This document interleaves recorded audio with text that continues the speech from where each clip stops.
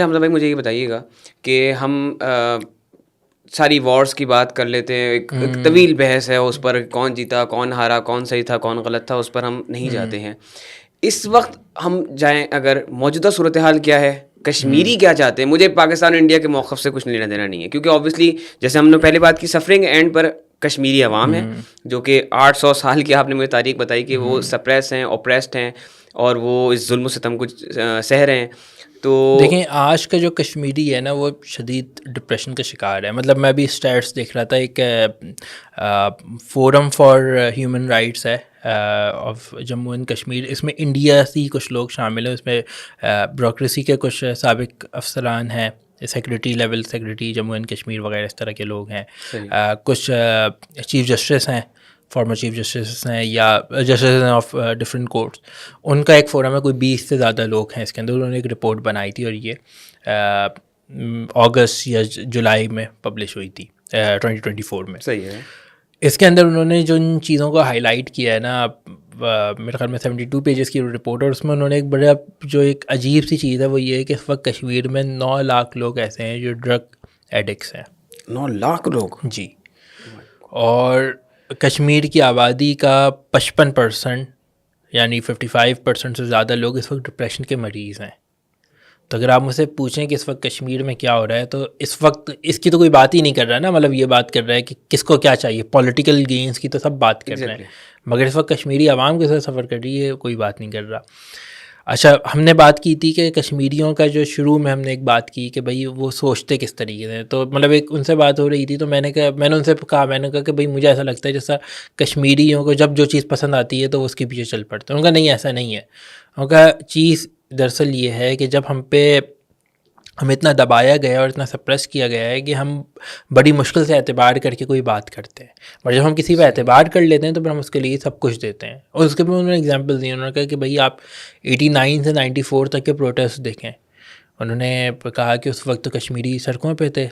آپ کے اگر کوئی لوگ جو ہے وہ اس وقت شہید ہوتے تھے، ہاں مطلب کشمیر بنے کا پاکستان وہ موومنٹ سے پہلے بھی تھی، مگر اس وقت اس کو وہ ہوا کیونکہ پاکستان اس وقت ووکل ہو کے سامنے آیا کہ اس نے کشمیر ایشو کو اون کیا. اس سے پہلے جب آپ نے اون کیا تھا، آپ نے غلط طریقے سے اون کیا نا، آپ نے اس کو وہ نہیں کیا ٹھیک طریقے سے، نہیں، آپ نے ملٹری انٹرونشن کی کوشش کی. اب ایسا تھا کہ آپ نے وہاں کی لیجیٹمیٹ موومنٹ کو آپ نے اون کیا. ایک انڈیجنس جو ہے وہ موومنٹ تھی جس کو بھارت ملیٹنسی کا نام دیتا ہے، مگر لوگوں نے ہتھیار اٹھائے تو اس مجبوری کی وجہ سے تھا. اس کا بھی ہے، ہم اس پہ واپس آتے ہیں اس سوال کے بعد کہ ایسی کیا وجوہات تھیں کہ ملیٹنسی وہاں پر شروع ہوئی.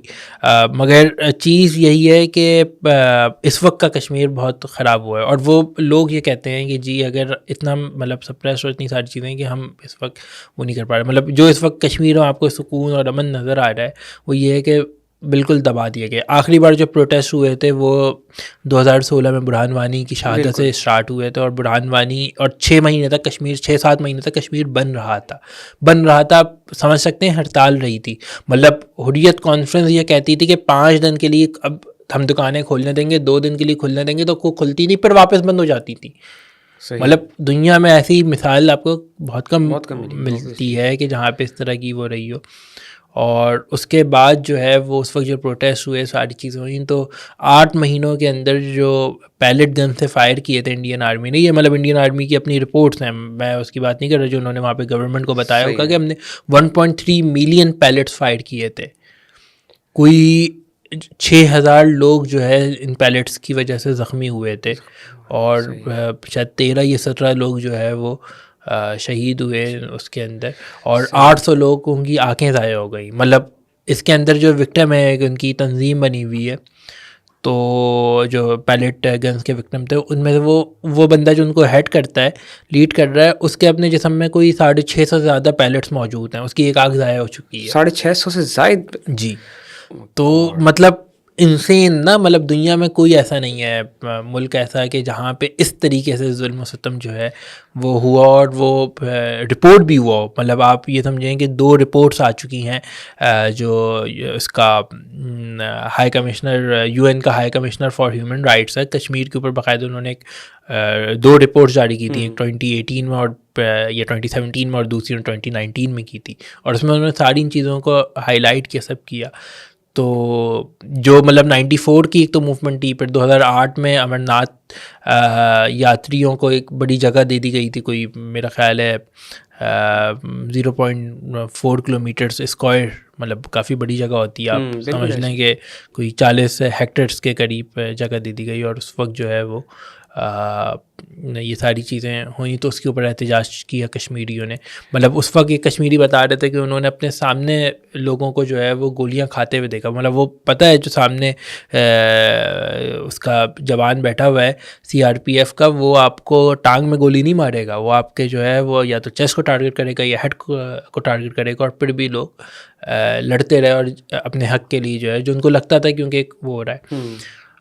اس وقت انڈین گورنمنٹ کچھ اکنامک ڈیولپمنٹ کے پروجیکٹس کرنا چاہ رہی ہے کشمیر کے اندر. کچھ تو ایسے جو انفراسٹرکچر کے ہیں انہوں نے کچھ جو ہے وہ ریلوے لائنس وغیرہ بنائی ہیں اور وہ ساری چیزیں انہوں نے کی ہیں. مگر وہ کشمیری اس کو یہ دیکھتے ہیں کہ بھائی یہ تو ایسا ہے کہ ان کی فورسز کو آل ویدر آنا ہوتا ہے، تو یہ اس وجہ سے وہ ہے.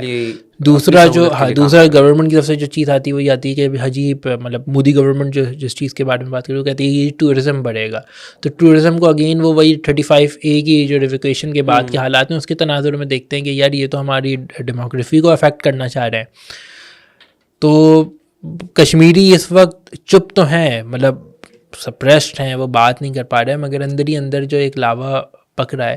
تو یہ انڈیا کو بھی سوچنا چاہیے. انڈین سول سوسائٹی کے اندر ہیں ایسے لوگ جو اس معاملے میں بات کرتے ہیں. مگر ظاہر بات ہے جو اس وقت کی انڈین گورنمنٹ ہے ایسی فاشسٹ گورنمنٹ کبھی بھی نہیں رہی انڈیا میں. BJP کی گورنمنٹ سے پہلے رہی ہیں، ایسا نہیں کہ نہیں رہی، اور وہ مطلب ٹورڈس کشمیر ان کا اسٹانس بہت زیادہ ہارڈ ہوتا تھا. مگر ایسا کبھی بھی نہیں رہا کہ بھارت میں کسی اور کو اس وقت سوائے BJP RSS کے کسی اور کو جینے کی بولنے کی بھی اجازت نہیں، جینے کی اجازت نہیں ہے. لوگوں کو باہر بھاگنا پڑ رہا ہے اس وقت.